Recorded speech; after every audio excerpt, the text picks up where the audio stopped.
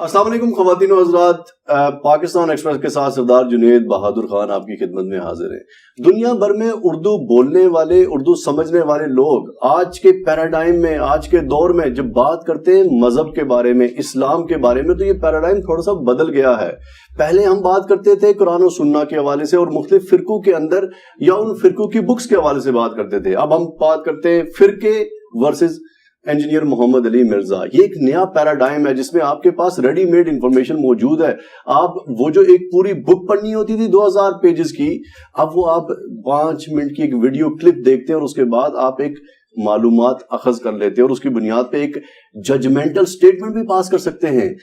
آج ہم موجود ہیں انجینئر محمد علی مرزا صاحب کے پاس۔ ان کی کوئی تعریف تو کروانے کی ہمیں ضرورت نہیں ہے کیونکہ اس وقت اسلام سے جڑے ہوئے اردو بولنے والے تمام لوگ آپ کو لازمی سنتے ہوں گے، جو نہیں سنتے ہوں گے وہ نفرت اور حقارت کی نظر سے دیکھتے ہوں گے۔ ہم ان سے جانیں گے کہ یہ جو نیا پیراڈائم کریٹ ہوا ہے اس نے اسلام کو کس حد تک فائدہ پہنچایا ہے۔ السلام علیکم محمد علی مرزا صاحب۔ اور وعلیکم السلام ورحمۃ اللہ وبرکاتہ۔ ولا حول ولا قوۃ الا باللہ، اللہم صلی علی محمد وعلی آل محمد۔ جنید بھائی، آپ کا بہت بہت شکریہ، آپ نے اچھے طریقے سے تعارف کروایا۔ اللہ تعالیٰ آپ کے حسن ظن کی لاج رکھے۔ اللہ کا نام لے کے اپنے سوالات شروع کریں۔ سورہ النحل کی آیت سے شروع کرتے ہیں کہ اپنے رب کے راستے کی طرف دعوت دو حکمت اور عمدہ نصیحت کے ساتھ، اور لوگوں سے مباحثہ کرو ایسے طریقے پر جو بہترین ہو۔ تمہارا رب ہی زیادہ بہتر جانتا ہے کہ کون راستے سے بھٹکا ہوا اور کون راہ راست پہ ہے۔ میں چاہتا ہوں کہ اس آیت کی تشریح پہلے آپ کیجئے کہ کیا آپ کا جو انداز تکلم ہے، کیونکہ جب میں نے آپ کے بارے میں ریسرچ کی تو پتہ چلا کہ لوگ محمد علی مرزا کی گفتگو سے اتنے زیادہ مخالف نہیں ہیں، انداز تکلم سے زیادہ لوگ خائف ہیں۔ یہ کہتے ہیں کہ it is not important what he is saying, it is very important how he is saying۔ اس آیت کی روشنی میں یہ پورا رویہ سمجھائیے مجھے۔ اس آیت میں قطعاً یہ بات نہیں ہوئی ہے کہ جو بات کی جا رہی ہے آپ اس کو پھینک دیں، انداز کو اپنا لیں۔ لچھے دار انداز تو ہمیشہ خوشنما انداز شیطانی لوگوں کا رہا ہے، اور وہ اپنا غلط سودا بھی پبلک میں اس طریقے سے بیچتے ہیں۔ اللہ کے محبوب صلی اللہ علیہ وآلہ وسلم کے بارے میں اللہ تعالیٰ نے سورہ صاد کے اینڈ پہ فرمایا وما انا من المتکلفین۔ اے نبی آپ فرما دیں میں تکلف کرنے والا نہیں، میں اسٹریٹ فارورڈ بات کرنے والا ہوں۔ اور یہ کانٹیکسٹ یہ تھا کہ قصہ آدم اور ابلیس بیان ہوا تھا، اور اس کا کلائمیکس یہ آیا تھا کہ جب شیطان نے کہا نا کہ میں تیرے بندوں کو اکھاڑ لوں گا، پچھاڑ دوں گا اور انہیں میں جہنم تک پہنچا دوں گا، تو اللہ تعالیٰ نے فرمایا کہ جو بھی تیری پیروی کریں گے میں تیرے ساتھ انہیں جہنم میں پھینکوں گا۔ اللہ تعالیٰ نے بجائے اس کے کہ اس کے چیلنج کے جواب میں یہ کہتا کہ میں دیکھتا ہوں تو کس طرح میرے بندوں کو ورگلاتا ہے، اللہ تعالیٰ نے کہا کہ ٹھیک ہے، پھر جو تیری طرف لگیں گے وہ تیرے ساتھ ہی جہنم میں جائیں گے۔ ابھی بڑی اسٹریٹ فارورڈ بات تھی، دنیا میں تو ایسا نہیں ہوتا۔ دنیا میں جب دو پہلوانوں کا آمنا سامنا ہوتا ہے نا، دو ڈان سامنے آتے ہیں، یہ میں اس کے ساتھ مثال نہیں دے رہا، ایک ایبسولوٹ، تو ایک کہتا ہے نا میں تیرے بندے اغوا کروں گا، دوسرا کہتا ہے میں دیکھتا ہوں۔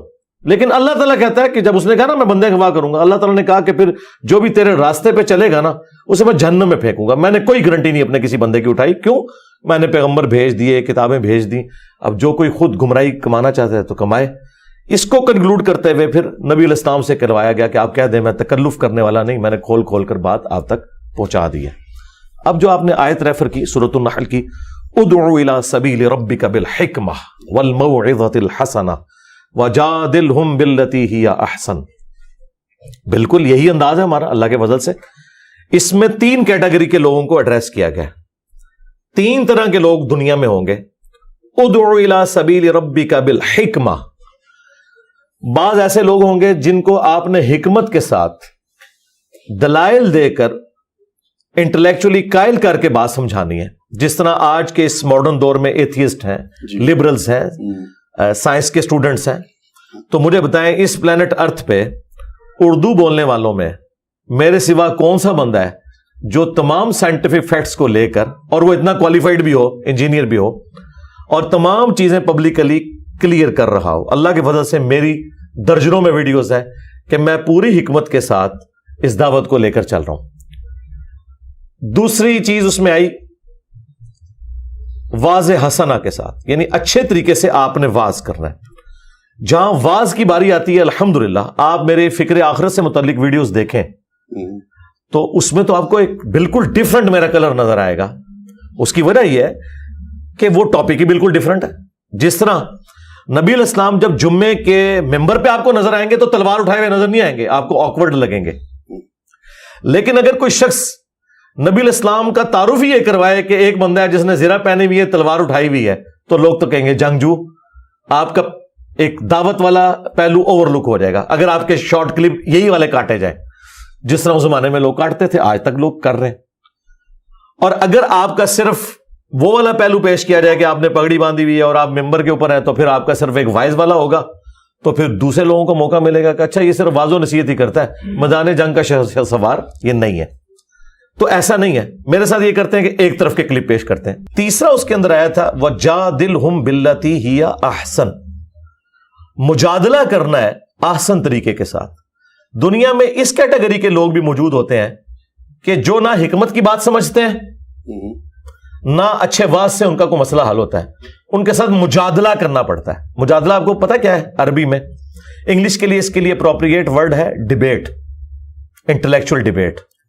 اچھا، ترکی بترکی جواب دینا، مجادلہ۔ جدل عربی میں کہتے ہیں جھگڑے کو، جدلیات یہ ایک لفظ استعمال ہوتا ہے۔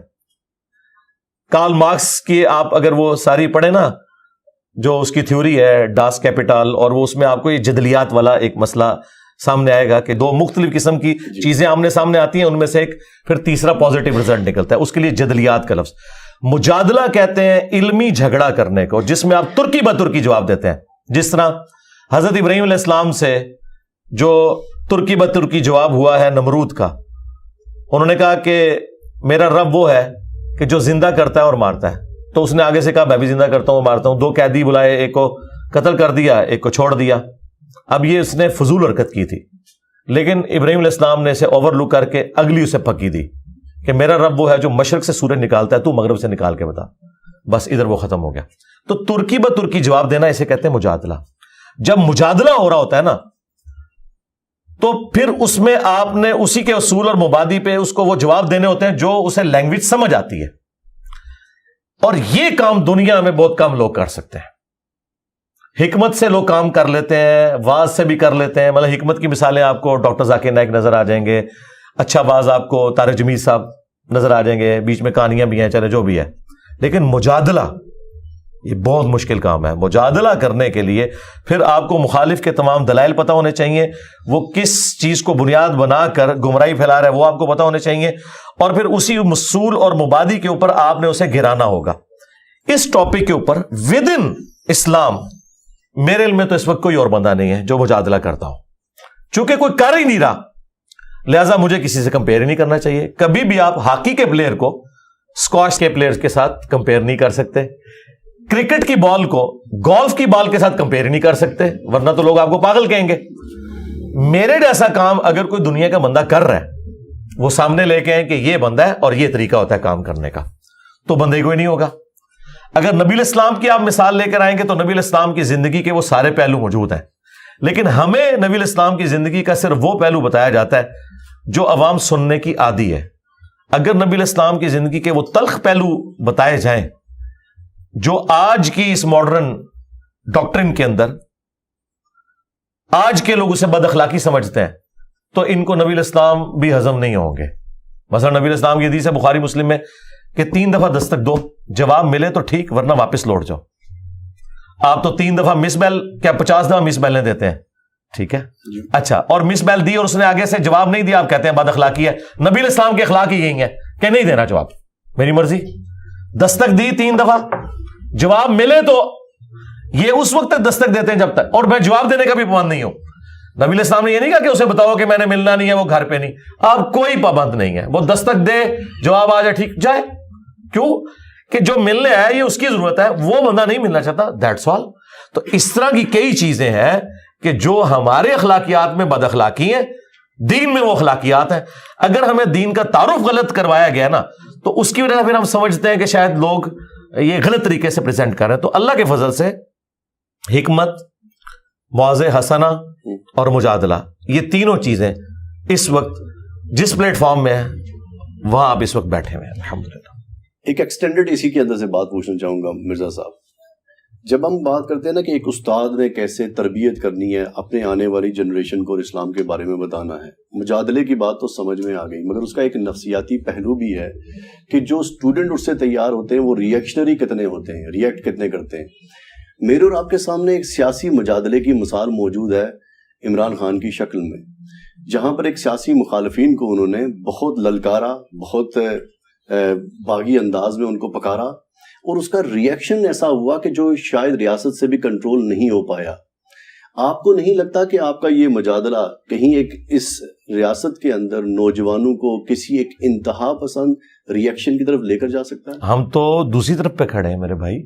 हमारे किसी स्टूडेंट ने कभी किसी आलिम के ऊपर कातलाना हमला नहीं किया, हालांकि हम इन उलमा को, इनके बुजुर्गों को भी नबी इस्लाम का गुस्ताख मानते हैं अला वजह बसीरत। हमारे सारे स्टूडेंट्स इनके पीछे नमाजें पढ़ते हैं। ये बाकी सारे फिरकों को वाजिबुल कत्ल कहते हैं, हम कहते हैं सारे मुसलमान हैं। ये कहते हैं दूसरों को चंदा देना हराम है, हम कहते हैं चंदा हम इनको देंगे। ये कहते हैं दूसरे के पीछे नमाज नहीं होती, हम कहते हैं आपके पीछे नमाज होती है। तो आपने जो क्लेम किया ये बिल्कुल अपोजिट है। इमरान खान साहब की मिसाल आपने बिल्कुल गलत दी। उन्होंने तो लोगों को उकसाया कि आपने ये करना है। हमने लोगों को कहा है कि ये उकसाए हुए जो आप पे चढ़ दौड़े हैं और ये आपको काट रहे हैं उलमा की शक्ल में, ये कह के कि आप लोग वाजिबुल कत्ल हो, आप गुस्ताखे रसूल हो, गुस्ताखे रसूल की एक ही सजा और एक्स्ट्रा जुडिशियल एक्टिविटी, आपने ये कुछ नहीं करना, बल्कि आपने सहना है और आपने इन्हीं के साथ रहना है। अपनी मस्जिद अलग नहीं करनी, अपना मदरसा अलग नहीं करना, चंदा बुक अलग नहीं करनी, इन्हीं के साथ रहना है, इन्हीं को चंदे देने हैं, इन्हीं के पीछे नमाजें पढ़नी है। तो इस वक्त प्लेनेट अर्थ पे अगर कोई आइडियल मुसलमान है ना तो सिर्फ हमारे स्टूडेंट्स हैं। हमारे स्टूडेंट्स के अलावा आप दुनिया में किसी फिरके के मानने वाले बताएं जो ये क्लेम करते हैं ना, बुजुर्गों के मानने वाले कि सूफिया बड़े नरम मिजाज होते हैं। ये सूफिया ये नरम मिजाज होते हैं कि अपने नामों के कलमे पढ़ाते हैं। वो ये नरम मिजाज होते हैं कि वो अहले हदीस को वहाबी और नजदी और शैतान का सिंह कहते हैं, खारजी कहते हैं। आला हजरत जो सूफिया के इमाम है उन्होंने लिखा है देवबंद और अहले हदीस और शिया वाजिबुल कत्ल और मुर्तद है, कैटेगोरिकल। हम कहते हैं ये सारे मुसलमान हैं। इस प्लेनेट अर्थ पे हमसे ज्यादा कोई नरम नहीं है, अगर कोई है तो प्रोड्यूस करें। तहफ़्फ़ुज़ नामूस सहाबा का बिल आ गया है, सदर के मेज पर पड़ा है, उस पर सिग्नेचर होंगे। ये जो नया पैराडाइम क्रिएट हुआ है जिसके अंदर सहाबा की बहस को लेकर हम असम्बली में गए और बिल पास करवाया है, मोहम्मद अली मिर्ज़ा भी इसकी एक आप कह सकते हैं कि साइंसदानों में है, चूँकि एक रिएक्शन था जिसको पॉलिटिकल लोगों ने लिया, उस रिएक्शन के ऊपर एक चीज़ बन गई। पहले तो मुझे ये बताइए कि तहफ़्फ़ुज़ नामूस सहाब के बारे में आपका क्या ख्याल है जो बिल पास हो रहा है, और आपके ख्याल में ये रद्द अमल आएगा इसका, या चूंकि किताबों के साथ मंसूब करके बहुत सारी उलमा की तकरीरें आ रही हैं सामने जिनमें पता लग रहा है कि किताबें भरी पड़ी हैं गुस्ताखियों से, उन सारे फिरकों का हम क्या करेंगे इस बिल की मौजूदगी में? कोई बिल से कोई फर्क नहीं पड़ता। इस बिल से बड़ी चीज 295C है, उसने दुनिया में कौन सी तब्दीली ले आया। 295C गुस्ताखे रसूल की सजा। बरेलवियों के नजदीक देवबंद और अहले हदीस सब के सब गुस्ताखे रसूल हैं, क्योंकि ये आला हजरत आमजा बरेलवी साहब का फतवा है उसामुल अरमैन में। तो क्या पाकिस्तान में करोड़ों देवबंदियों के ऊपर बरेलवियों ने 295C कटवा ली है, या मिलियंस ऑफ अहले हदीस के ऊपर 295C कटवा ली है, या आज तक किसी को 295C कटवाने के ऊपर सजा तक कोई बंदा पहुंचा है?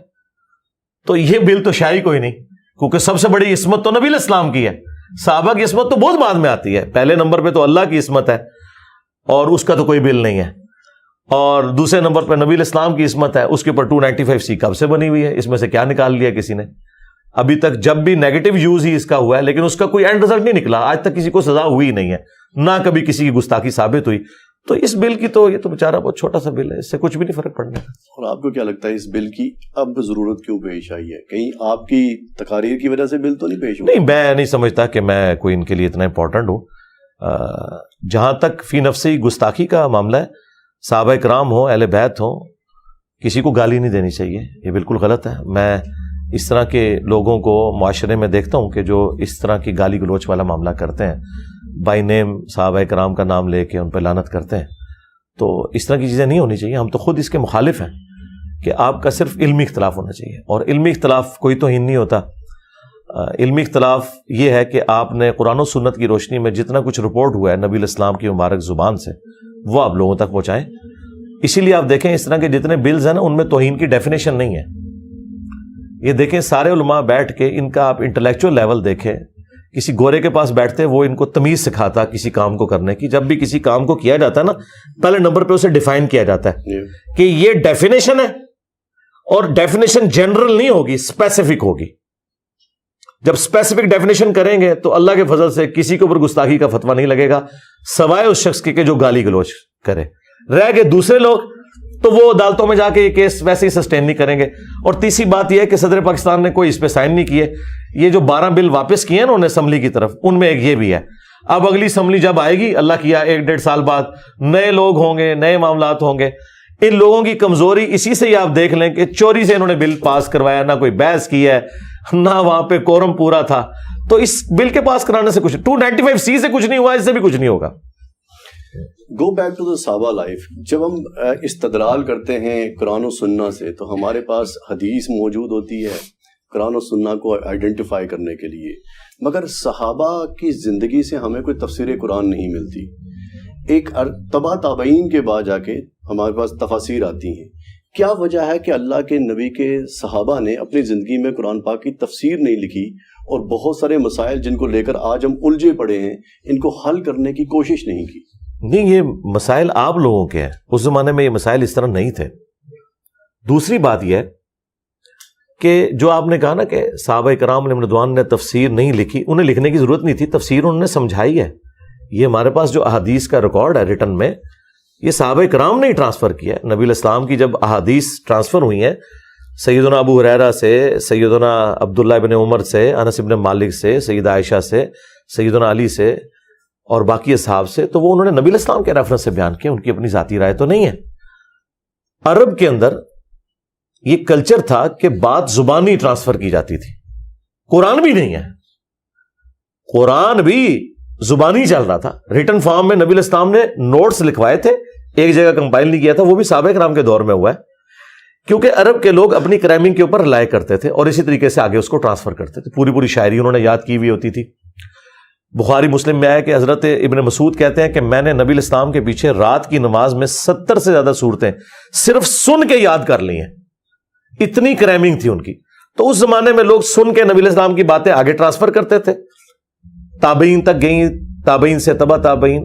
یہ تو امام بخاری امام مسلم نے وہی کام کیا جو میں نے کیا کہ یوٹیوب چینل بنا لیا اور ویڈیوز میں آ کے لوگوں کو بات بتائی. بات وہی بتا رہا ہوں جو چل رہی تھی. انہوں نے یہ دیکھا کہ یہ جو زبانی کلامی معاملات چل رہے ہیں ایک وقت آئے گا کہ لوگ اس میں کمزوری کا شکار ہو جائیں گے, تو بہتر ہے کہ اسے ریٹن ریکارڈ میں لے آیا جائے. وہی جو سینہ بہ سینہ چل رہا تھا وہ ریٹن ریکارڈ میں آ گیا, اور اس کے اوپر سب کے سب متفق ہیں, اہل سنت تمام متفق ہیں کہ قرآن کے بعد افضل کتابیں بخاری اور مسلم ہیں.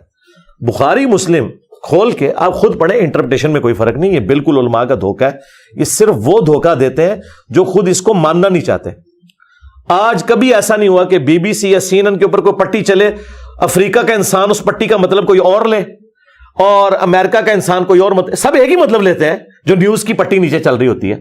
تو یہ کیسے ہو سکتا ہے کہ بخاری مسلم قرآن میں کوئی بات لکھی ہوئی ہے اور عربی زندہ لینگویج ہے تو 4 بندے مختلف انٹرپریٹیشن کریں گے؟ نہیں, ایک ہی انٹرپریٹیشن اس کی بنتی ہے.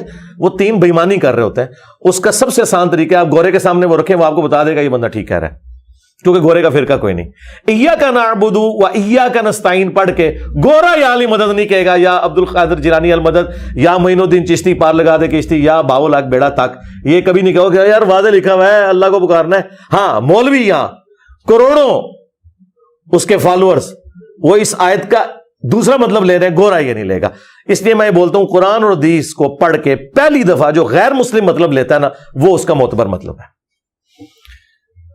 جب ہم بات کرتے ہیں آپ کے مخالفین کی کہ آپ کے مخالفین آپ کے خلاف کتنی ویڈیوز بناتے ہیں, تحقیق سے ایک پتہ چلی بات ہے محمد علی مرزا صاحب کہ آپ کے مخالفین کے آرگیومنٹ کو اگر ایکسٹریکٹ کیا جائے تو ایک بات سمجھ میں آتی ہے کہ آپ تبع تابعین یعنی کہ امام بخاری امام مسلم کی حدیث کو اٹھائیں گے اور اس کی بنیاد کے اوپر یہ بات ججمنٹل سٹیٹمنٹ پاس کر لیں گے کہ اصحابہ کے درمیان میں جو مسائل تھے ان میں کون حق پر تھا اور کون حق پر نہیں تھا.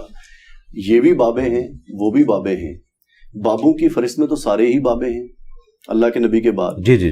ہم تعین کیسے کریں گے اور محمد علی مرزا کے پاس کیا پیرامیٹر ہے جس سے ان کو پتہ چل جاتا ہے کہ یہ بابا درست ہے اور وہ پیچھے والا بابا غلط تھا, مگر بات آگے جو پہنچی ہے وہ درست پہنچی ہے؟ کیا پیرامیٹر؟ دیکھیں یہ تو ٹاپک بالکل ڈفرنٹ آپ نے کر دیا. اگر حجیت حدیث پہ بات کریں گے, مجھے بتائیں اہل سنت میں کون ہے جو بخاری مسلم کو نہیں مانتا؟ اور اس میں اگر کوئی بات لکھی ہے اور کہتا ہے میں نہیں مانتا, تو اس کی وہی سزا ہونی چاہیے جو آئین کے غدار کی سزا ہے, اسے اسلام سے باہر نکال دیا جائے گا.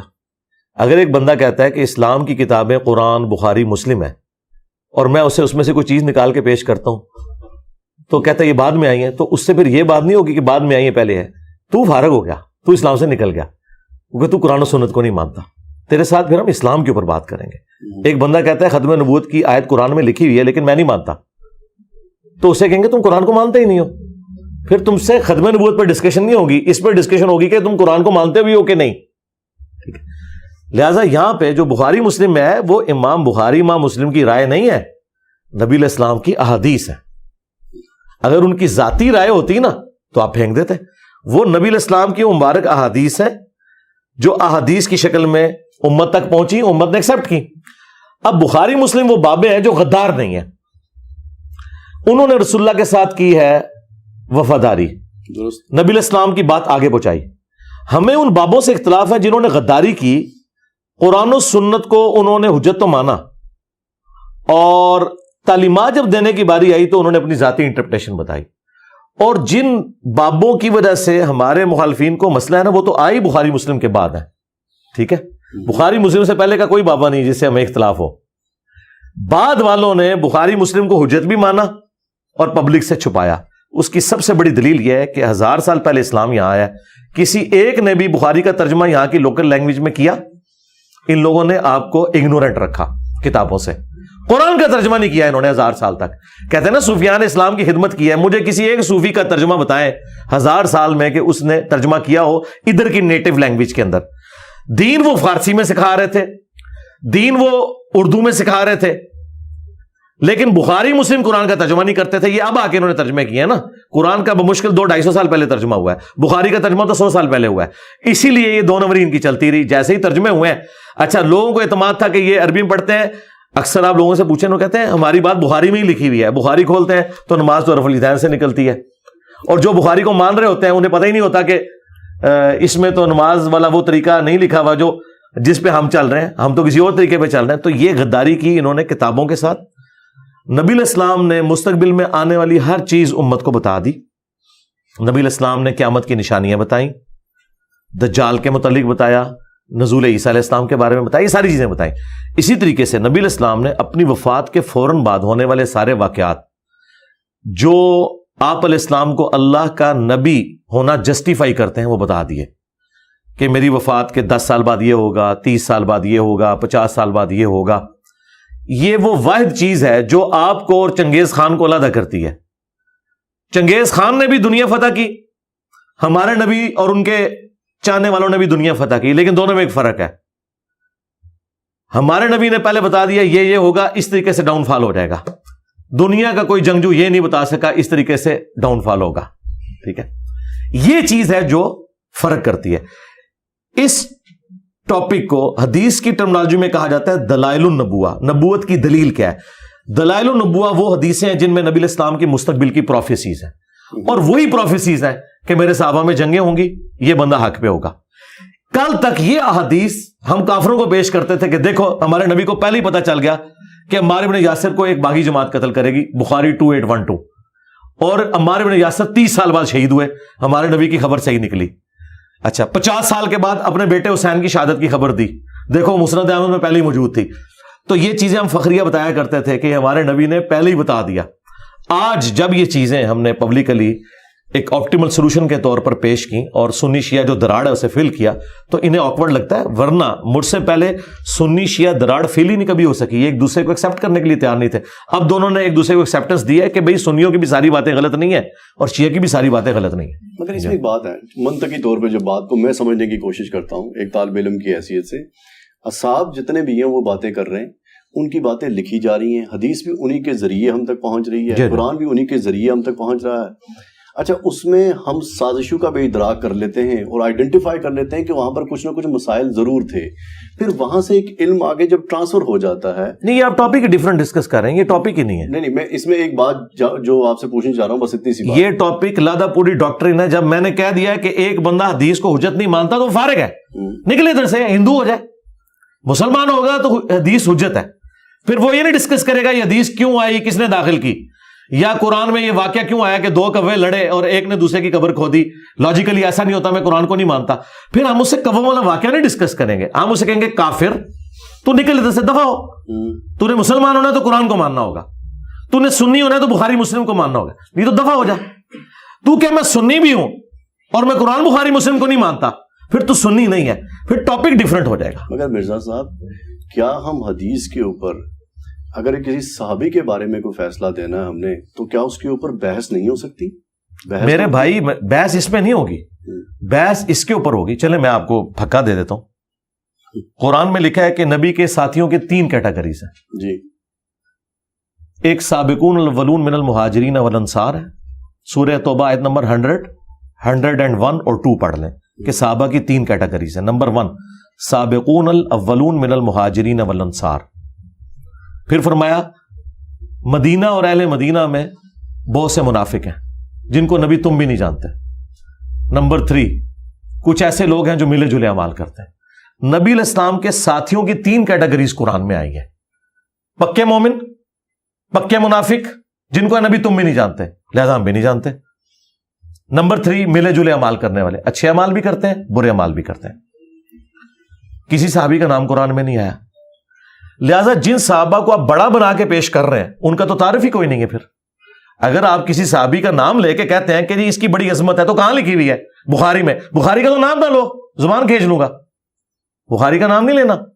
قرآن میں بتاؤ کدھر نام لکھا ہوا ہے حضرت ابو بکر عمر عثمان علی کا؟ نہیں ہے, تو پھر فارغ ہو جاؤ. پھر اگر آپ نے قرآن پہ رہنا ہے تو پھر کوئی شخصیات نہیں ہے, اور اگر شخصیات ہیں حدیثوں کی بنیاد پہ, پھر حدیثیں ہی بتائیں گی کون پہلے درجے کا مسلمان ہے, کون آخری درجے کا ہے, کون سے ملے جلے عمل کرنے والا ہے. تو قرآن میں تو صحابہ کی 3 کیٹیگریز آئی ہیں, اور رضی اللہ عنہم ورضوا عنہ جنہیں کہا گیا وہ لوگ ہیں جو صلح حدیبیہ کے مسلمان ہیں. یہ اس موقع پہ آیت نازل ہوئی ہے. لہٰذا جب قرآن پہ آئیں گے نا تو پھر مقدمہ تو بالکل ہی فارغ ہو جائے گا آپ کا. جن شخصیات کا آپ دفاع کرنے کی بات کر رہے ہیں ان کا تو نام ہی قرآن میں موجود نہیں ہے, ان کی تو کوئی حقیقت ہی نہیں ہے جب تک احادیث نہ ہو. تو اچھا حدیث پہ آخری سوال, حضرت حسن سے اور حضرت حسین سے روایت ہمیں حدیثیں نہیں ملتی, کیا سازشی طور پہ حدیثیں زیادہ شامل نہیں کی گئی, یا انہوں نے حدیثیں زیادہ کہی ہی نہیں تھی؟ نہیں زیادہ کہیں, حضرت علی نے بھی زیادہ حدیثیں نہیں کی. اس کی وجہ ہے کہ یہ لوگ سراپا سنت تھے, یہ سنت سکھاتے تھے نا. صحیح بخاری میں آتا ہے کہ مولا علی علیہ السلام ظہر کی نماز کے بعد ایک چبوترے پہ بیٹھ جاتے تھے مسجد کے اندر, کوفے کی جامع مسجد میں, اور لوگوں کو مسائل سکھاتے تھے. کئی بار وضو کا طریقہ سکھاتے تھے, اس طرح کے مسائل سکھایا کرتے تھے. اور یہ لوگ سراپا سنت تھے, ان کو دیکھ کر لوگ دین لرن کرتے تھے. ان سے یہ نہیں پوچھتے تھے کہ نبی علیہ السلام نے کیا کیا, ان کو دیکھ کے جج کرتے تھے کہ نبی علیہ السلام نے یہ کیا.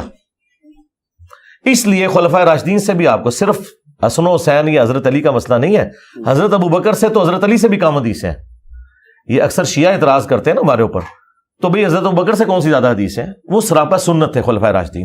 ان کی ایکٹیویٹیز یہ تھیں کہ انہوں نے سنت اپنے عمل سے سکھائی. اور ظاہر حکومتی لیول کے اوپر لوگ تھے, حکومتی لیول پہ جو لوگ ہیں پھر انہوں نے اس لیول کا کام نہیں کرنا کہ انہوں نے کچھ لکھوانا ہے.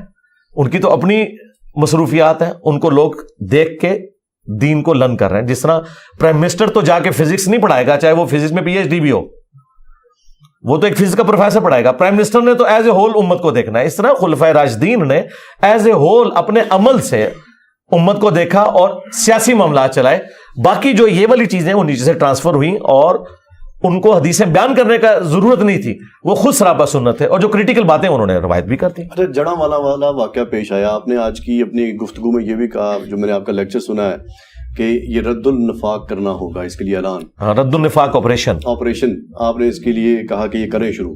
پہلے تو مجھے یہ بتائیے کہ جڑا والا واقعہ ہمارے سوسائٹی میں پہلی بار نہیں ہوا, ایک عرصہ دراز سے واقعات پیش آ رہے ہیں. کیا اسلامی ریاست میں غیر مسلم کے تحفظ کے لیے باقاعدہ کوئی کانسٹیٹیوشنل پیکج موجود نہیں ہے؟ ہمارے کانسٹیٹیوشن کو چھوڑ لیجئے, جو کہ اسلامی ریاست کے تصور کے اندر بتائیے کہ وہاں پر غیر مسلموں کے ساتھ معاملہ کیسے پیش آتا تھا, اینڈ ریلیٹ کیجئے اس کو غزوہ خیبر کے ساتھ، اور مجھے بتائیے کہ وہ جو حملہ تھا ہم اس کو کیسے جسٹیفائی کرتے ہیں جڑاوالا کے قریب لا کے؟ کون سا خیبر کا؟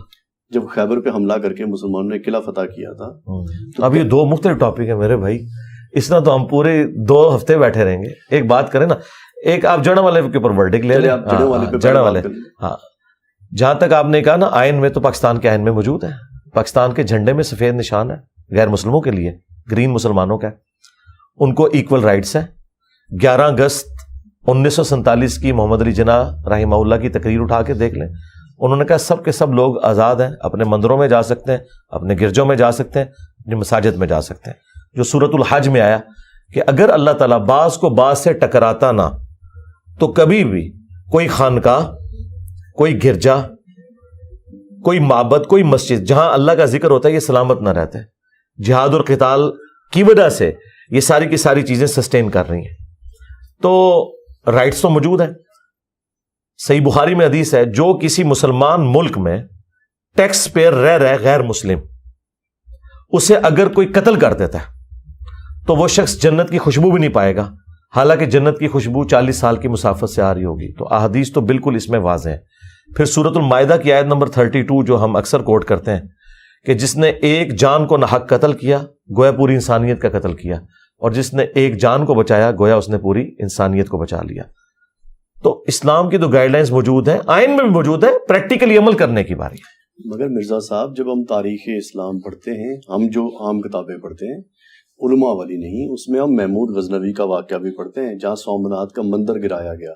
ہمیں تاریخ یہ سکھاتی ہے کہ اقلیتوں کے ساتھ یا کسی دوسرے مساجد، دوسرے مذہب کی عبادت گاہوں کے اوپر حملہ کرنا ہے. جب آپ جڑاوالا والا واقعہ دیکھتے ہیں آپ، اور اس میں ہم کہتے ہیں یہ دہشت گردی ہے، تو مجھے بتائیے کہ محمود غزنوی والا جو سومناتھ کا مندر گرانا ہے، کیا وہ دہشت گردی؟ اس سے بڑی دہشت گردی تھی. وہ آپ کا ہیرو ہے، صوفیوں کا ہیرو ہے. ہم تو اسے نہیں مانتے. جس طرح ہم کہتے ہیں بابت شاہی کوئی نہیں، یہ بھی شاہی کوئی نہیں. یہ سب بابوں کے پجاری، قبر پرست لوگ تھے. ان کا اسلام سے کیا لینا دینا؟ اور یہ کب سے اس قابل ہو گئے کہ ان کو ہم اسلام کی تاریخ بتائیں گے؟ نہ میرے بھائی، یہ تو نبی الاسلام کے 400 سال بعد آئے. اسلام کی تاریخ ہے نبی الاسلام اور خلفائے راشدین، دیٹس آل. اس کے بعد تو نبی الاسلام نے فرمایا کاٹ کھانے والی ملوکیت آ جائے گی. نبی الاسلام کی مبارک زندگی آپ کے دنیا سے تشریف لے جانے کے 30 سال کے بعد سے کوئی چیز آپ رول ماڈل کے طور پہ نہیں پیش کر سکتے. محمود غزنوی تو شاہی کوئی نہیں، یہ تو 400 سال بعد آیا. اس کا اسلام سے کیا لینا دینا؟ مسلمان تھا، اسلام سے کوئی لینا دینا نہیں ان کا. یہ سب لوگ لٹیرے تھے، ہم تو نہیں ان کو مانتے. محمد بن قاسم کو بھی نہیں مانتے. یہ اپنے چکروں میں آئے، ان کا اسلام سے کیا لینا دینا؟ ٹھیک. ہم مجھے ایک اور بات بتائیے، جو سوال کا ایک حصہ رہ گیا تھا الگ سے پوچھ رہا ہوں. وہ غزوہ خیبر کا واقعہ پیش آیا، ایک معاہدے کے انجام کے اوپر یہ دیکھا گیا کہ ان لوگوں کو اب حملہ کر کے قبضہ کرنا ہے. وہ تو ایک سکون سے رہنے والے، پرامن رہنے والے لوگ تھے، مگر معاہدے کے چونکہ انہوں نے پاسداری نہیں کی تھی. کون سے معاہدے کے؟ یعنی کہ جو غزوہ خیبر نہیں ہے، وہ بنو قریظہ کا مسئلہ ہے، غزوہ خیبر کا نہیں ہے. اسی لیے میں کنفیوز ہوا کہ آپ خیبر کو بیچ میں کہاں سے گئے. وہ بنو قریظہ کا ہے. ہاں جی، بنو قریظہ کا جو مسئلہ ہے وہ ہوا تھا غزوہ خندق کے موقع پر. جی خندق کے موقع. ہاں، غزوہ خیبر نہیں ہے. میں اسی لیے حیران ہوں. تو پرامن تو کوئی نہیں تھے، وہ تو میسے تھے، پورے قاتلین تھے. انہوں نے مسلمانوں سے بد عہدی کی، اور اگر ان کی وہ بد عہدی کامیاب ہو جاتی تو جن صحابہ کرام نے بعد میں فتوحات کیے یہ سارے اسی دن ہی قتل ہو جاتے. تو جو لوگ مسلمانوں کے قتل کے فتوے جاری کریں اس اعتبار سے کہ وہ بد عہدی کر کے مسلمانوں کے بیوی، بچے، مال سب کچھ کافروں کے حوالے کرنے کے لیے تیار ہو جائیں، تو جنگ کا اصول یہی ہوتا ہے کہ جنگ میں اگر آپ کو کوئی قتل کرنے آئے تو آپ اسے مٹھائی پیش کرنے نہیں گئے ہوئے. کیا آج ایسے ہوتا ہے؟ آج کے سویلائز ورلڈ میں بھی ایسے ہوتا ہے میدان جنگ میں کہ جب امریکہ اور یورپ کی جب جنگ ہوتی ہے، یہی سویلائز ہے نا، تو جب ان کے اوپر بم پڑتے ہیں تو آگے سے مٹھائی کے ڈبے بھیجتے ہیں ان کو، یا یہ ڈرون سے حملہ کرتے ہیں ان پہ. یہی کرتے ہیں نا، یہی کرتے ہیں نا. تو یہی کچھ اسی زمانے میں ہوا کہ انہوں نے بد عہدی کی، مسلمانوں کے قتل کے فتوے جاری کیے، اس اعتبار سے کہ اس بد عہدی کی وجہ سے اگر نبی الاسلام کو وحی کے ذریعے چیز نہ پتہ چلتی تو وہاں سے کافر حملہ کرتے، سب کو ملیہ میٹ کر دیتے. تو اب اس کے ساتھ سائملٹینیس کنٹراسٹ کے طور پہ یہ چیز جڑی ہوئی ہے کہ جب آپ بد عہدی کریں گے، کسی کو قتل کریں گے تو یہ میدان جنگ ہے. جب اس کو موقع ملے گا وہ آپ کو بھی قتل کرے گا، تو بالکل ٹھیک ہے. یہ آج کی سویلائز ورلڈ میں بھی اسی طریقے سے ہوتا ہے، اس میں کوئی ایسی چیز نہیں ہے. یہ جنگی ایتھکس ہے ہی ہے. تو گویا ہمارے ساتھ ایک اسلامی ملک جس میں مسلمان آباد ہیں، افغانستان، وہاں پر لوگ پرامن طریقے سے زندگی اگر گزار رہے تھے، ہم نے کوئی معاہدہ کیا جس معاہدے میں بہت سارے لوگ قتل ہوئے، تو اس کے ریئیکشن میں انہیں کون سا معاہدہ؟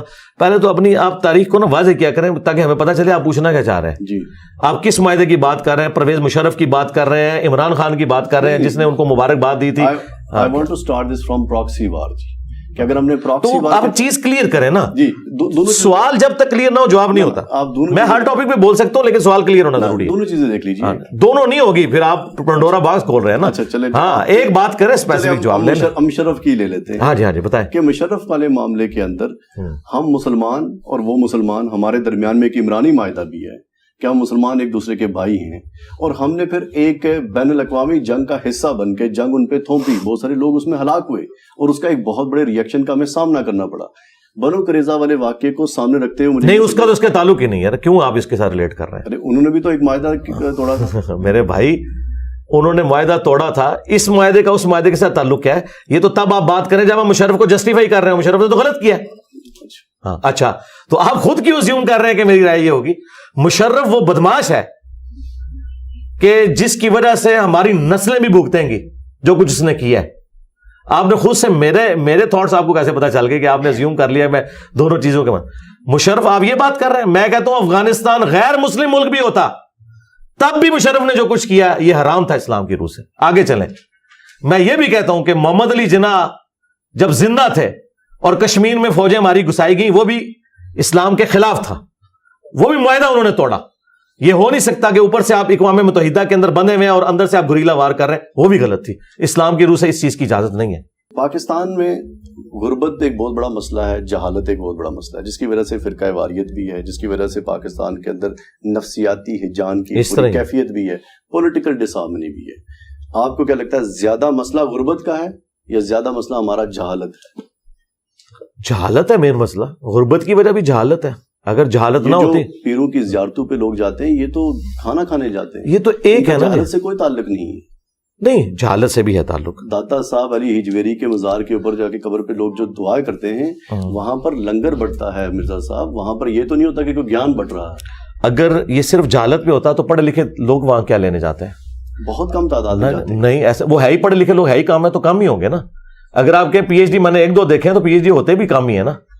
دوسری بات مجھے بتائیں، آج تک کوئی پاکستان کی گورنمنٹ ایسی ہے جس میں پیر فقیر نہ بیٹھے ہوئے ہو؟ شاہ محمود قریشی کون ہے؟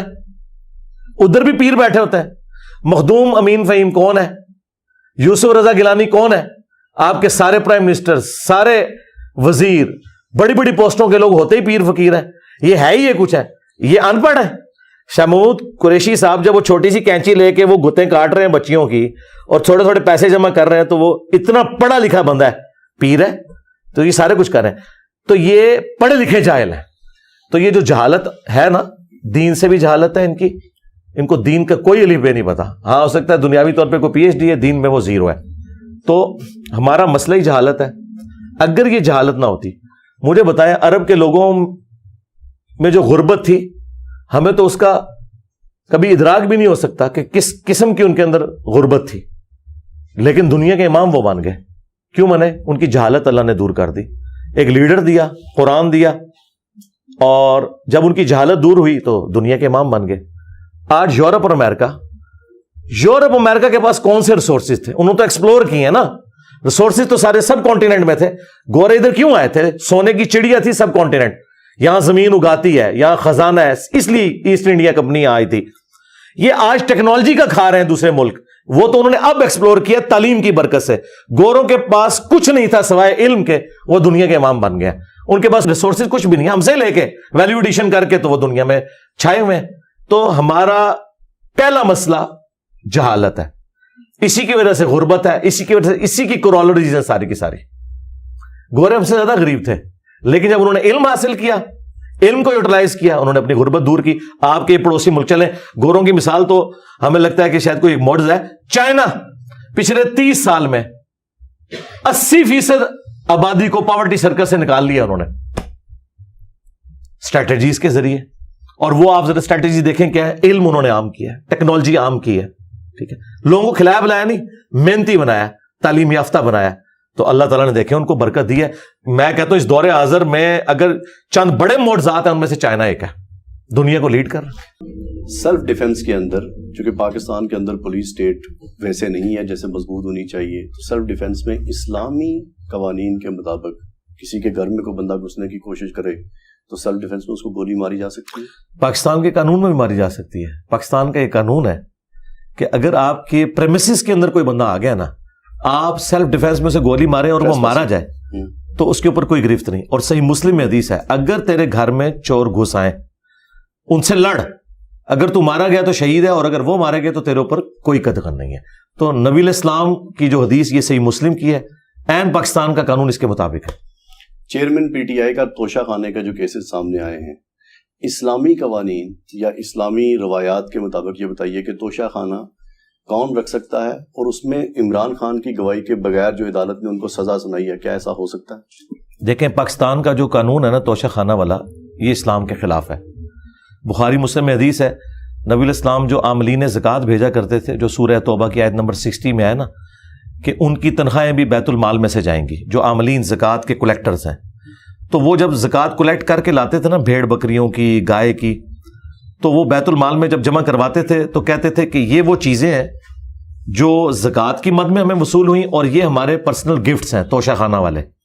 تو نبی علیہ السلام نے فرمایا, بخاری مسلم کے الفاظ ہیں, تم اپنے ماں باپ کے پاس گھر میں بیٹھو, میں دیکھتا ہوں تمہیں کون گفٹ دے گا, تمہیں اس پوسٹ کی وجہ سے گفٹ ملے, لہٰذا اپنے یہ گفٹ بھی بیت المال میں جمع کرواؤ. توشہ خانہ جو ہے نا پاکستان کا, وہ پاکستان کی ملکیت ہے. وہ پرائم منسٹر کی پوسٹ کو ملتا ہے, عمران خان یا نواز شریف یا جنرل باجوہ کو یا بندیال صاحب کو نہیں ملا, وہ پاکستان کی اس پوسٹ پہ بیٹھے ہوئے بندوں کو ملا ہے. یہ تو عمران خان صاحب کی برکت سے اب یہ سب کو یاد آیا کہ توشہ خانہ میں کچھ ہوتا تھا, تو پہلے جو لوگ اتنا کچھ کھا گئے ہیں کوئی ذکر نہیں کیا. ہمارے نزدیک وہ بھی غلط کر کے گئے, یہ بھی غلط. یہ قانون چینج ہونا چاہیے, اور یہ بھی غلط ہے کہ جی 50% دے کے آپ ریٹین کر لیں, اور ریٹین کر ہی نہیں سکتا. وہ پاکستان کی جو عوام ہے, پبلک, اس کی ملکیت ہے, وہ بیت المال میں جمع ہونا چاہیے. پاکستان میں موجودہ جو ایک سیاسی کیفیت ہے جس میں نوجوان ہجان کی کیفیت میں مبتلا ہیں, کوئی پولیٹیکل ڈائریکشن کی سمجھ نہیں آ رہی, بیوروکریسی, ہماری اسٹیبلشمنٹ, ہمارے ادارے ایک دوسرے کے مخالف کھڑے, آگے بڑھنے کا کیا طریقہ؟ آگے اسی طریقے سے بڑھیں گے ہم. یہ ہمیشہ قوموں میں ہوتا ہے. اسی کو تو کارل مارکس نے کہا نا ڈائلیکٹیکل مٹیریلزم, کہ دو مختلف متضاد چیزیں آپس میں ٹکراتی ہیں اور ان میں سے پھر ایک سولوشن نکلتا ہے. یہ سولوشن نکلنا تھا. آپ تاریخ سے سبق سیکھیں. ہٹلر ٹکرایا پوری دنیا کے ساتھ, بدماش تھا, سب کچھ تھا, لیکن اس میں سے ایک فائدہ مند چیز کیا نکلی؟ وہ تو جنگ ہار گیا, لیکن گریٹ برٹن بھی اتنی کمزور ہوگی کہ ہمیں آزادی مل گئی. ورنہ یقین کریں ہٹلر نہ ہوتا ہم آج بھی غلام ہوتے, لیکن ایک فائدہ ہوتا ہے کہ بلٹ ٹرین میں پھر رہے ہوتے, اس چکا چک میں نہ پھر رہے ہوتے. تو یہ ہمیشہ ہوتا ہے. یہ بھی ایک نہ ایک دن ایسا آنا تھا کہ 70 سال سے جن لوگوں نے پاکستان کے اوپر قبضہ کیا ہوا ہے غیر اعلانیہ, اور اب تو اعلانیہ بھی کر رہے ہیں, اور عوام آمنے سامنے آنا تھا. اس کی ابتدا ہوئی ذوالفقار علی بھٹو سے, اس کو کچھ فاصلہ طے کروایا بے نظیر بھٹو نے, پھر نواز شریف نے, اور اب عمران خان صاحب نے. اس میں غلوف والا معاملہ ہوا, وہ ہو جاتا ہے. دوسری طرف سے کیا غلوف نہیں ہوا؟ بھٹو کا جو قتل تھا کیا عدالتی قتل نہیں تھا؟ یہاں پہ اگر عمران خان صاحب سے 9 مئی ہو گیا تو یہ بھٹو کے قتل سے تو چھوٹی چیز تھی نا. یہ ہو جاتا ہوتا ہے. میں سب کو مشورہ ہی دے سکتا ہوں کہ آپ قانون اور آئین کے اندر رہیں اور اس معاملے کو آگے چلنے دیں. جو قانون اور آئین کے اندر آتا ہے وہ سزا کاٹے, اور جو نہیں آتا صرف اپنی ذاتی دشمنی نبھانے کی خاطر آپ معاملات کو اس طریقے سے نہ لے کے جائیں. غربت, افلاس, بے روزگاری, لاقانونیت, اس میں ایک غریب آدمی پاکستان میں جس کے پاس کچھ پیسے بھی نہیں ہے رہنے کے لیے اور زیادہ بہتر معاش گزارنے کا طریقہ کار نہیں ہے, کیا وہ آٹا بجلی چوری کر سکتا ہے؟ شریعہ کیا کہتی ہے کہ اگر وہ حالات بہت مخدوش ہو گئے ہیں تو خودکشی کر سکتا ہے؟ خودکشی تو بالکل نہیں کر سکتا. چوری والا معاملہ بھی اس حد تک ہے کہ جب زندگی موت کی کشمکش بن جائے اور اس کے اوپر سزا بھی نہیں ہوگی. لیکن اس کے سولوشن کی طرف جائیں گے. اسٹیٹ کی ذمہ داری ہے کہ وہ ان کی بیسک نیڈز پوری کرے. میرے خیال ہے پاکستان میں جتنی چیریٹی ہے نا, کوئی بھوکا مر نہیں سکتا. وہ تھوڑی سی ہمت کریں تو پورے ملک کے اندر, آج آپ جیلم جیسے چھوٹے شہر میں کتنے تندوروں کے باہر لکھا ہے کہ آپ کو روٹی فری ملے گی. پورے ملک کے اندر اس طرح ہے. کھانے پینے کے اعتبار سے کوئی ڈیتھ والا معاملہ نہیں ہوتا, لیکن یہ ریاست کی ذمہ داری ہے. جن لوگوں کو بڑا بننے کا شوق ہے یہ جہنم کما رہے ہیں. بخاری مسلم کی حدیث ہے, جو حکمران کسی قوم کے اوپر جب بنایا جاتا ہے اگر وہ ان کے ساتھ انصاف نہیں کرے گا تو جنت کی خوشبو بھی نہیں پائے گا. اگر کوئی غریب آدمی پاکستان میں اشیاء نہیں خرید سکتا اور اسے قسطوں پہ لینی پڑتی ہیں اور قسطوں کے اوپر ایک انٹرسٹ ہے جو وہ پے کرتا ہے. آج کل پاکستان میں نئی کچھ ایپس آئی ہیں جن میں آپ لون بھی لیتے ہیں اور واپس پے کرتے ہیں. شریعہ کیا کہتی ہے کہ یہ جائز؟ دیکھیں جو پیسے کے بدلے پیسہ ہے نا ایپس کے ذریعے وہ تو سود ہے. ونس کموڈٹی انوالو ہوگی نا تو اس میں جو ٹائم ویلیو آف کموڈٹی ہے نا وہ سود نہیں ہے. مثلا نقد کا موبائل 1 لاکھ کا ہے اور ادھار کا قسطوں پہ 1.5 لاکھ کا ہے تو یہ جائز ہے کیونکہ کموڈٹی انوالو ہوگی, یہ کاروبار ہے اور یہ بالکل جائز ہے. صرف اس میں ایک قباحت ہے کہ پینلٹی نہیں ڈالنی چاہیے قسط لیٹ ہونے کے اوپر. باقی جو آپ باقی اضافی پیسے لے رہے ہیں نا تو وہ پیسے کے بدلے پیسہ نہیں لے رہے, کموڈٹی کے بدلے لے رہے ہیں. کریڈٹ کارڈ بھی اسی میں آئے گا؟ نہیں, کریڈٹ کارڈ اس میں نہیں, وہ تو پیسے کے ساتھ ریلیٹڈ ہے نا. ہاں وہ تو آپ پیسہ لے رہے ہوتے ہیں, پیسے کے بدلے پیسہ منع ہے. ادویات استعمال کرتے ہیں مختلف نوعیت کی جو کہ پاکستان میں امپورٹ کی جاتی ہیں. بہت ساری ادویات ایسی ہیں جن میں جانوروں کے مختلف حصے استعمال ہوتے ہیں اور زیادہ تر میں خون بھی استعمال ہو سکتا ہے یا الکوہل استعمال ہوتی ہے. کہاں تک جائز؟ زندگی موت کی کشمکش کے پوائنٹ آف ویو سے جو ادویات ہیں وہ تو آپ یوز کر سکتے ہیں. ادویات تو استعمال ہی تب کرتے ہیں جب آپ نہیں وہ اس طرح نہیں, عام ادویات نہ ہو. مثلا کئی کھانسی کے ایسے شربت ہیں جن میں الکوہل ہے اور بعض الکوہل فری بھی ہیں تو آپ الکوہل فری استعمال کریں. اب کھانسی ایسا مسئلہ نہیں جو زندگی موت کا مسئلہ ہے, ٹھیک ہے, الا یہ کہ آپ اس کے روٹ کاز کریں. اگر ٹی بی ہے تو وہ پھر ٹی بی والوں کو اس شربت سے کوئی فرق نہیں پڑے گا, وہ تو علاج ہی بالکل ڈفرینٹ ہوتا ہے. جہاں زندگی موت کی کشمکش آ جائے تو وہ قرآن حکیم میں 4 جگہ آیا ہے. سورۃ البقرہ میں, سورۃ النحل کے اندر, سورۃ المائدہ میں, سورۃ الانعام میں کہ تمہارے لیے حرام کیا گیا ہے مردار, بہتا ہوا لہو, خنزیر کا گوشت اور جس کے ذبیحہ پر غیر اللہ کا نام لیا جائے. لیکن اگر کیٹاسٹرافک کنڈیشن ہو جائے, دل میں بغاوت نہ ہو تو تم اس میں سے بھی لے سکتے ہو, پھر اللہ تعالیٰ اس پہ گرفت نہیں کرے گا. تو اس کے تحت جب کبھی زندگی موت کی کشمکش بن جائے, اب بہتا ہوا لہو جو ہے وہ حرام ہے, خون پینا حرام ہے, لیکن بلڈ ڈونیشن جو ہے یہ حلال ہے. ایک تو یہ پینا نہیں ہے, دوسرے یہ جان بچانے کے لیے ہوتی ہے. آرگن ڈونیشن حلال ہے. طلاق کے بعد مسلمان بہت ساری جگہوں پہ حلالہ کرتے ہیں اور علماء اس کے اوپر تضادات کا شکار ہیں. کیا کرنا چاہیے؟ دیکھیں علماء کوئی تضادات کا شکار نہیں ہے, یہ لوگوں کو 2 نمبری کر رہے ہیں. فقہ حنفی والے علماء حلالے نکالتے ہیں جبکہ ان کے نزدیک بھی حلالہ پری پلان کرنا یہ زنا ہے, حرام ہے. خود مفتی اکمل صاحب جو میرے استادوں میں سے بھی ہیں وہ کیو ٹی وی کے اوپر یہ کہہ رہے تھے کہ حلالہ کرنے والے اور کروانے والے پہ لعنت. یہ حدیث ہے سنن ابن ماجہ کی, یہ انہوں نے کوٹ کی ہے. اہل حدیث تو پہلے اسے حرام سمجھتے تھے, اب حنفی علماء بھی یہ مانتے ہیں کہ یہ حرام ہے, یہ حلالہ بالکل غلط ہے.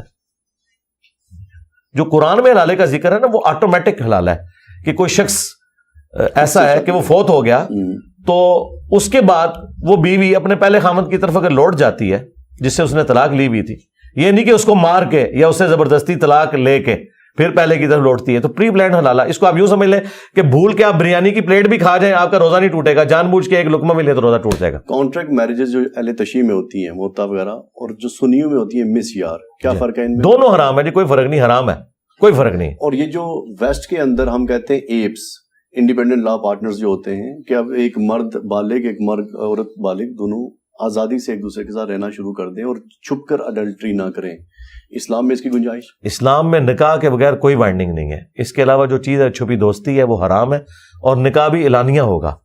نکاح بھی اگر چھپا کے ہوا جس طرح علماء نے دوسری اور تیسری شادی چھپا کے کی ہوتی ہے یہ بھی حرام ہے. اس کی وجہ یہ کہ جب وہ مریں گے وہ بیویاں جب منظر عام پہ آئیں گی اور ان کا ریٹن ریکارڈ بھی نہیں ہوگا تو وراثت میں وہ کیسے حصہ لیں گی.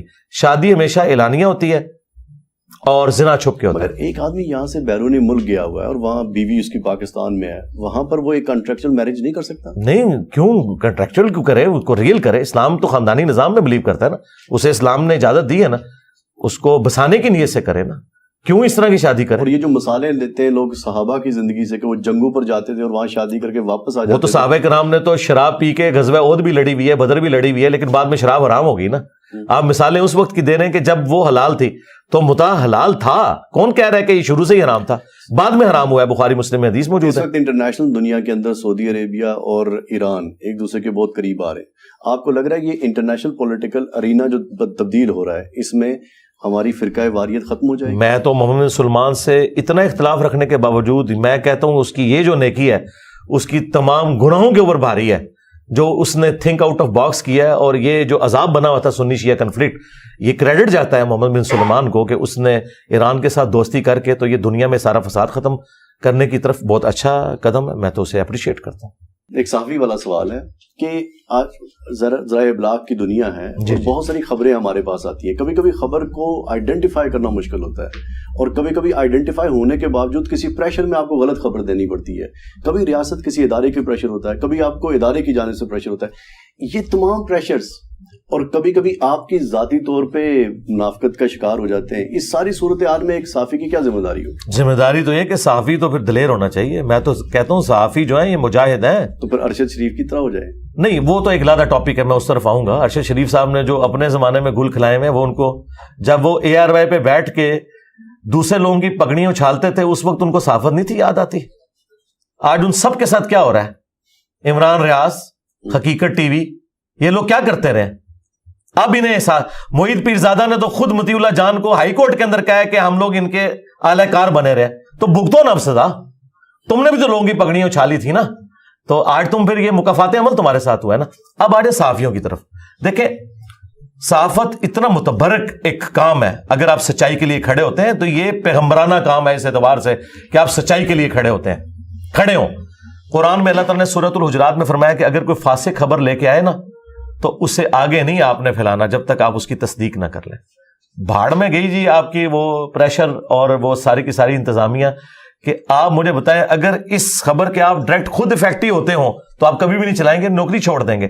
صرف لوگوں کو خوش کرنے کے لیے, دوسروں کی زندگیاں ونریبل بنانے کے لیے اس طرح کی خبر چلا دینا کسی کے کہنے کے اوپر, آپ اپنے آپ کو اس سے علیحدہ کریں. اسی وقت تو پتہ چلے گا کہ آپ سچائی کے لیے کھڑے ہیں یا نہیں کھڑے. کمپرومائز نہ کریں. دیکھیں جن صحافیوں نے اصولوں پہ کمپرومائز نہیں کیا نا, سید طلعت حسین کتنی نوکریاں چھوڑی, آج کریڈیبلٹی ہے, کسی کی جرت نہیں ہاتھ ڈال جائے. لیکن جو لوگ ابن الوقت مان جاتے ہیں نا, سید طلعت حسین کو بھی دکھایا گیا تھا کہ جی یہ فلاں فلاں فیملیز چور ہیں, یہ ہیں. اس نے کہا بھائی میں انڈیپینڈنٹلی ثابت اگر ہوا تو میں خبر دوں گا, ادروائز میں آپ کا اعلی کار نہیں بنوں گا. عمران ریاض خان صاحب بن گئے. اب وہ کہہ رہے ہیں, وہ کیوں چیخ رہے ہیں بار بار, آپ نے میں بتایا تھا یہ چور ہے. تو میں عمران ریاض میرا اسٹوڈنٹ ہے, میں اس سے پوچھوں کہ تمہیں جب انہوں نے بتایا تھا تو تم نے تحقیق کیوں نہیں کی, ان کے کہنے پہ مان لیا.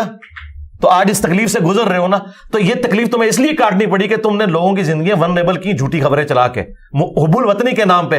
آج وہی حب الوطنی کا کتا تمہیں کاٹ گیا. تو بھئی یہ تو ہوگا, ایسا تو ہوگا. اس لیے ہم تو نہیں کسی کے اعلی کار بنتے, نہ اس زمانے میں نہ آج. جو سچائی ہے وہ بیان کریں گے. ٹھیک ہو گیا, بہت بہترین. آخر میں ہمیں وہ آپ کا ایک سو کالڈ سٹائل ہے, کیا اس کو ایکسپلین کر دیجئے کہ یہ کیا ہے. کون سا سٹائل؟ یا آپ یوں ایک سٹائل بناتے ہیں؟ نہیں, وہ سٹائل تو میں نے ایک دو ویڈیوز کے اندر بنایا تھا. وہ فرقہ وارانہ ایک ایشو تھا, اس کے اوپر میں نے یہ بات کی تھی کہ جو علماء یہ کہتے ہیں کہ انجینئر صاحب کو ہم مجبور کریں گے کہ وہ ملک چھوڑ جائیں, تو میں نے اس پہ کہا تھا کہ میرے بھائی جب تک تمہارا آخری مولوی اپنی نیچرل ڈیتھ, میں نے نہیں ان کو مروانا, اس کے ساتھ قبر میں نہیں چلا جاتا اور میں اس کی قبر پہ وکٹری کا نشان بنا کے نہیں بیٹھتا, اس وقت تک میں یہ ملک نہیں چھوڑنے کا. مراد یہ کہ نہیں چھوڑنا انشاءاللہ تعالی.